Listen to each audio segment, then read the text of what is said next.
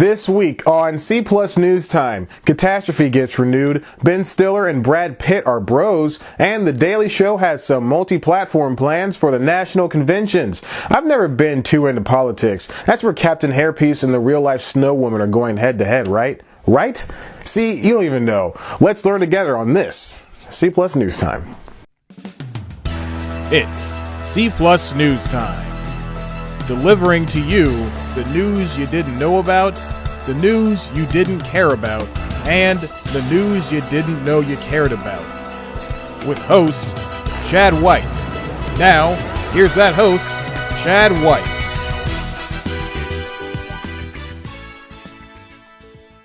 I can't remember when Columbus sailed the ocean blue, but I know all the lyrics to every song off of The Drought 3. Welcome back to C Plus News Time. I'm your host, Chad White, and this is the comedy news that you didn't know about for the week of July 11, 2016. Now, before I get started, I'd like to say goodbye to a dear show that I've grown accustomed to, Marin.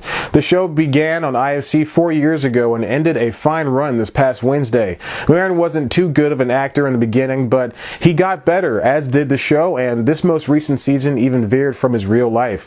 I salute you, you funny beast. First up, oh Lord, there's been a catastrophe. Two, in fact. The UK-based Amazon-aired series starring Rob Delaney and Sharon Horgan has been double renewed. Thanks to its original British broadcaster, Channel 4, Catastrophe will continue to live life. If you've never seen the series, Catastrophe follows Horgan and Delaney, who also write the show, as two people who drunkenly slept together and are now raising a baby. But the problem is that they're terrible people. They say all the things married couples think. There's a mutual hate and respect, but this show is largely dark in tone. Oh, and it's pretty damn wonderful. The third season will consist of 6 episodes airing sometime in 2017. Next up, Brad Pitt and Ben Stiller are teaming up for a comedy movie. The story follows Brad Pitt, who lives a good life with his job and family, but misses the good old days of high school with his boys. He then meets up with them while touring colleges with his son, and things get funny. The movie is penned by and directed by Mike White, who wrote School of Rock, Nacho Libre, and Chuck and Larry. And finally, Trevor Noah and his crew are headed to the national conventions. This week's target will be the Republican National Convention. This will mark the first time for Noah, who took the helm of Jon Stewart's longtime political talk show just last September. But this year, Comedy Central is planning a push that will put the show on the internet map. Not only will the show be filmed on site in Cleveland and Philadelphia, but there will also be super neat Snapchat specials, SiriusXM radio shows, and something that has to do with Amazon's Alexa. The full show's week is dubbed The Daily Show with Trevor Noah presents the 2016 Republican National Convention. Submission accomplished. A special airing tonight, in fact, is one of 2 clip-based specials that looks back at the primary season. It too has a ridiculously silly name. The Daily Show with Trevor Noah, The Road to the Road. The Democratic National Convention shows begin on July 26th in Philadelphia, with its week titled The Daily Show with Trevor Noah presents the 2016 Democratic National Convention. Let's not get crazy. And its special is called The Daily Show with Trevor Noah, What to Expect When You're Expectant. Getting into the SiriusXM deal, it turns out that the show will be simulcast on the Pay Radio's Comedy Central radio channel.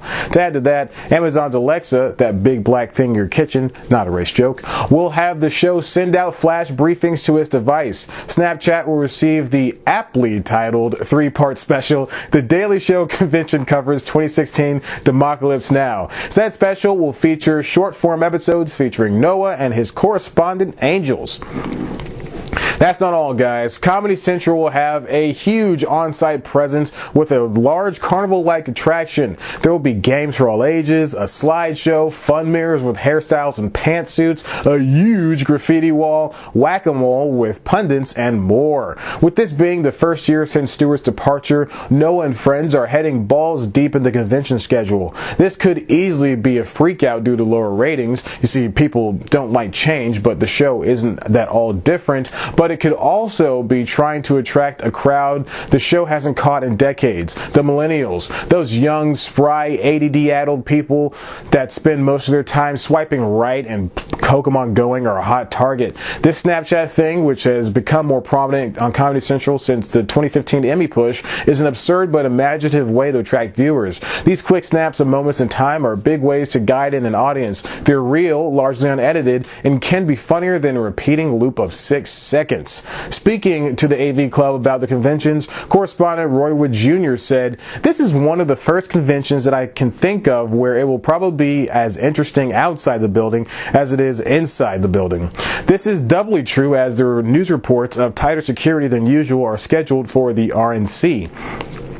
On a personal level, though, Noah is excited for his first bout at the conventions. In his interview with the AV Club, Noah stated that he was particularly ready to see, quote, "the chaos up close, especially on the Republican side. The big difference between conventions of yesteryear compared to now is that there's a bigger social media element." To add to that, Noah, and to add to that effect everyone else, is unsure of the possibilities that these large-scale left and right-wing parties will bring. Hassan Minhaj cited that the American election cycle, which is 600 days long, is too long compared to Canada's, which lasts a measly 100 days. That and our 24-hour news coverage instill an inability to correctly gain a perspective on things.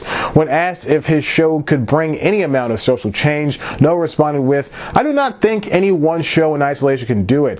I think it is a groundswell that needs to continue to be bolstered from all ends. But when you multiply everyone on Twitter, everyone on TV, just everyone, that begins to bring it to life. That begins to make it bigger than just what it could be without that." Here, Noah is calling to action not just all of his viewers, but people who want change in America. He's asking that those who want the gun control and carbon emissions lowered just to go out and vote. When asked by the AV Club about what they expect is going to happen, Jordan Klepper said, quote, "I think the country feels more on edge than I felt it has been in quite some time. I do expect people to be engaged and passionate, which could turn into something very positive. But there are also a lot of people out there who think it could become perhaps more contentious, maybe even more violent." Through it all, Noah is sure to remind his writer's room that, quote, "I'm not at a place where I think it's normal, and I hope I never get to that place, because a lot of the things that are happening are not normal." But Ronnie Chang is looking on the lighter side of things. He assures us that there will be a Rocky parody because, hey, it's Philly. And that's all the news I have for you for this week on C Plus News Time. Why don't you subscribe and check out one of our other videos? Of course, you can always head to the website, cpluscomedy.com, where we've got the latest news, reviews, features, interviews, and other good comedy bits that only I can provide you with. Follow us on Twitter at cpluscomedy. Follow me on Twitter at ChadBlackWhite. Like us on Facebook. Tumble with us on Tumblr. And be sure to go out and vote and educate yourself, because, hey, you don't want to be that stupid guy in the corner always thinking that you could have changed the world, but you didn't because you're lazy and dumb. And, oh, look, a butterfly.